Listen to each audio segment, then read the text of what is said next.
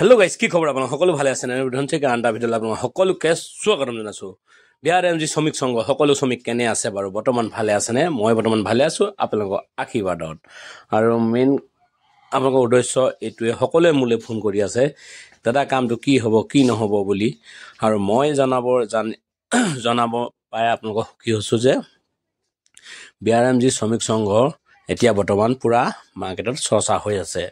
আৰু ফুল এভাগত যেতিয়া পাছ কৰিলে মনোৰঞ্জন চাই আৰু ব্যস্ত আছে বিয়াৰ ভনীয়েকৰ বিয়াত ব্যস্ত থকাৰ কাৰণে একদম গান চান গাই একদম ক'ব নোৱাৰা হৈ আছে ফূৰ্তি ফাটাত। সেইকাৰণে মই আপোনালোকৰ ভিডিঅ'টো বোলো শ্বেয়াৰ কৰোঁ বুলি ভাবিলোঁ। শ্বেয়াৰ নকৰিনো কেনেকৈ থাকিম ভাবিয়ে নাপালোঁ। সেইকাৰণে ফুল এভাগত যেতিয়া পাছ হ'ল সকলো এতিয়া এপইণ্টমেণ্ট দিব বুলি কৈছে। লিডাৰে কৈছে যে সকলো কামটো এপইণ্টমেণ্ট দিব অতি সোনকালে দিব বুলি কৈছে। মোক কালি এজনে কৈছে এপইণ্টমেণ্টৰ কাম কৰি আছে, চলি আছে।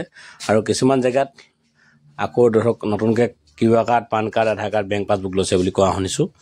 আৰু ক'ত লৈছে কেনেকৈ নাজানো, কৈছে সেই লিডাৰসকলে। আৰু যি কি নহওক ভালেই লাগিছে শুনি, বেয়া লগা নাই। আৰু দেখিছেই আৰু মনোৰঞ্জনৰ ছাৰৰ ভনীয়েকৰ বিয়া আছিলে পৰহি দিনাখন। সেইকাৰণে বিয়াত ব্যস্ত কাৰণে পূৰা একো দিব পৰা নাই বোলে, একো জনাবও পৰা নাই। সেইকাৰণে কি ক'ম কি নক'মকৈ ভাবি ময়ো নোপোৱা হৈছোঁ, কি কোনো ক'ম আপোনালোকক ভাবিয়ে নোপোৱা হৈছোঁ। সেইকাৰণে মই বোলো ভিডিঅ'টোকে অলপ বনাই দিওঁ। আৰু মনোৰঞ্জন চাই গানটো লগাই দিবতো নোৱাৰোঁ, গানটো গাইছে আৰু যিমানটো গান গাইছে দেখিছেই আপোনালোকে। গানটো বোলো লগাই দিব নোৱাৰোঁ, গানটো লগাই দিলে কিনো হ'ব, গান শুনিবইতো সকলোৱে। আৰু এনেই অলপ দেখাই দিছোঁ বিয়া অলপমান পৰিস্থিতি দেখিছে, বিয়া পৰিস্থিতি কেনেকুৱা চলি আছে, ধামাকা চলি আছে। আৰু ধামাকা মানে এনেকুৱা ধামাকা চলিছে ভাবিব নোৱাৰি। একদম মনোৰঞ্জন চাই নিজে গান গাইছে পূৰা একদম ধুনীয়া আছে। গান চান মাইক লৈ আছে দেখিছে নাই, সেয়া গান গাব লৈছে।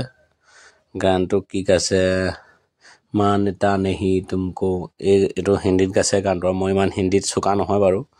ভালেই লাগিলে, যেনেকুৱাই যি নহওক ভালেই লাগে তেনেকুৱা কথাবোৰ শুনি। আৰু সকলো শ্ৰমিক যেতিয়া আগুৱাই যাব মোৰো মনটো ভাল লাগে দিয়কচোন। ইমান দিনে অপেক্ষা যদি ফলত যদি ভাগ্যটো ধৈৰ্যৰ ফল যদি মিঠা হয় একো ডাঙৰ কথা নহয়। আৰু মই এই কথাষাৰ ভাবি নাপাওঁ কিহৰ কাৰণে জানো বস্তুটো ইমান দিন ৰখি আছে। এতিয়া আকৌ কেতিয়ালৈকে আকৌ ডিক্লাৰেশ্যন দিয়ে কি কথা, মই একো চিন্তা কৰিয়ে নোপোৱা হৈছোঁ।